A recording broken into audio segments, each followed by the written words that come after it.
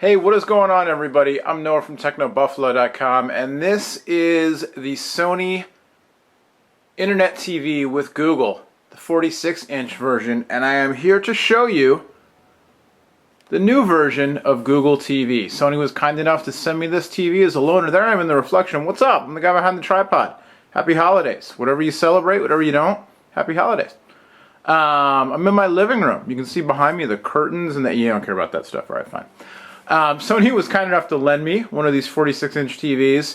I'd played with Google TV when it first came out about a year ago in late 2010, and now the Honeycomb-based update is out. There's a written review I did over on TechnoBuffalo, but we figured, like we do on TechnoBuffalo, we'd take you through a video review. All in all, it's a nice update, but it's still kind of, at this point, Google TV is kind of more of a glorified YouTube and Netflix machine than anything else. You may know that Logitech has announced that they're discontinuing support of Google TV, at least for now. They've called the Review, which was their Google TV set-top box they put out last year, they've called it a $100 million mistake. So, Sony right now in it all by themselves, although not a good sign when you're on TV and the app won't launch. Although there have been rumors that LG, possibly some other companies, are going to be joining the Google TV fray very soon. But in the meantime, kind of the two big things about the new Honeycomb-based update are the revamped user interface and the Android market. You've got apps now on Google TV, and you can see here Sony has kind of customized the market here with the Sony Select. There's some apps that are chosen by Sony, kind of curated, if you will, what have you. But it's the Android market with TV-compatible apps. Google Music now available on Google TV. You got these featured apps up on top: Cooking School, Wall Street Journal, Scrabble, or looks like Scrabble, it's Scramble, I guess, AOL HD, etc., etc. Basically, a lot of cues here, a lot of styling cues from Honeycomb. So if you're used to using Honeycomb on a phone or a tablet, this will look familiar. The remote, for those of you who aren't familiar, it's this monstrous QWERTY-enabled remote. Looks kind of like a PlayStation controller with QWERTY on it, but in beige. You've got these dual D-pads up here. This one is actually an optical trackpad. You can see the mouse moving around. So when you hit the home button, you get that little tray on the bottom with apps, links to all apps, notifications, and then your commonly used apps. So before we go to the App Store, let's go. TV and Movies is kind of the featured app here, because this takes you to all of the TV and movie content not all, but it tries to curate as much of it as possible. Kind of the featured content, some of the other stuff. You can filter here, and you see I'm a cheapskate, so I have it filtered by free, price, and all quality. But basically this will tap in, if I go to all here, this will tap into paid services. So let's go to community. Community been put on hiatus, I don't understand. So if I go to over here to season 3, the current season, and I click, and I see the episodes that are available, if I click on this one, I can buy it from Amazon.com. So I'll hit view details, and take a second, and it'll load up the Chrome browser. I'm connected here via Wi-Fi.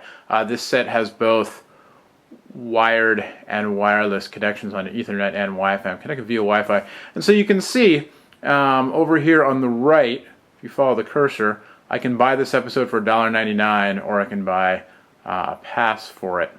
Now if I go back and I check the free and available now, I'm not going to get any from this season.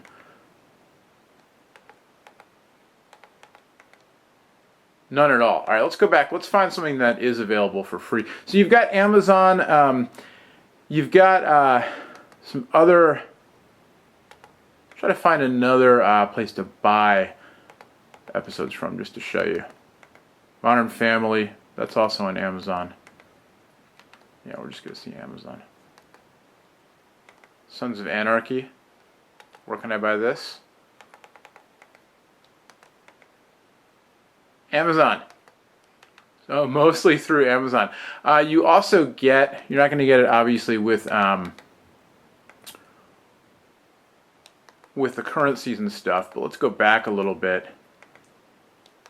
And so if we look at Yo Gabba Gabba here, available on Netflix. So this set is connected to our Netflix account, so I can watch this episode of Yo Gabba Gabba immediately, or I could buy it on Amazon. So if I click watch instantly, it'll launch Netflix.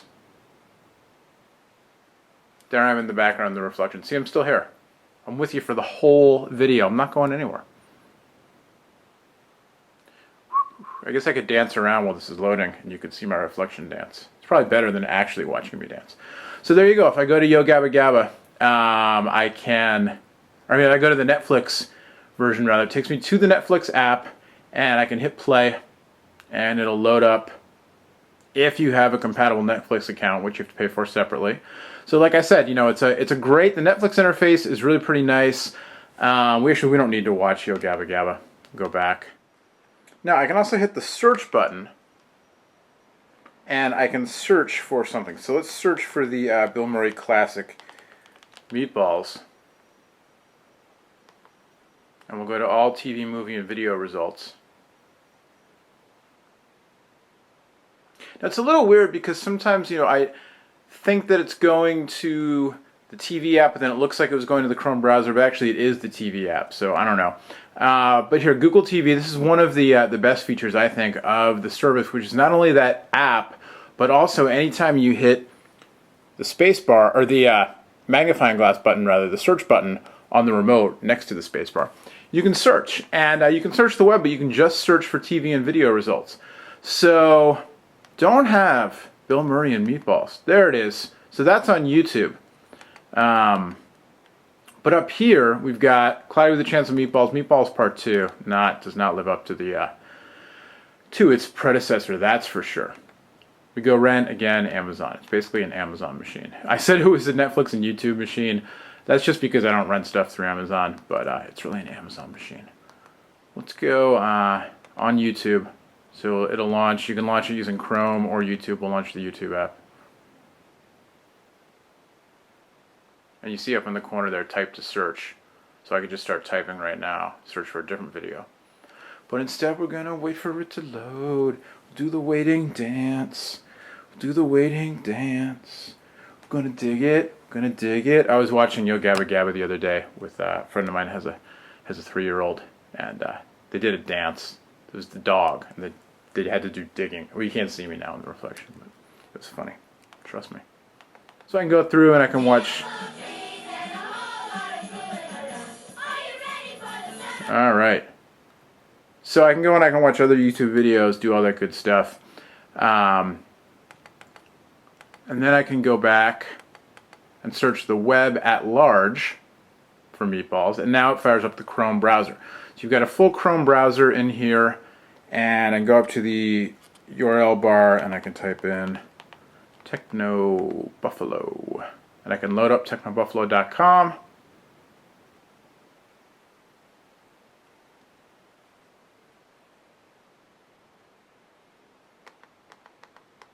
Don't cheat on Modern Warfare. Don't cheat at anything, really, but don't cheat at Modern Warfare.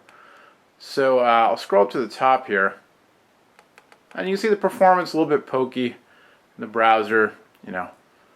Let's watch the Kindle Touch review. See how the inline playback is.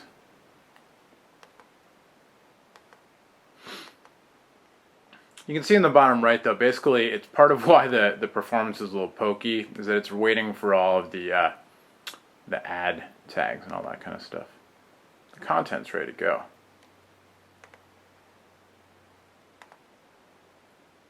So you can watch inline.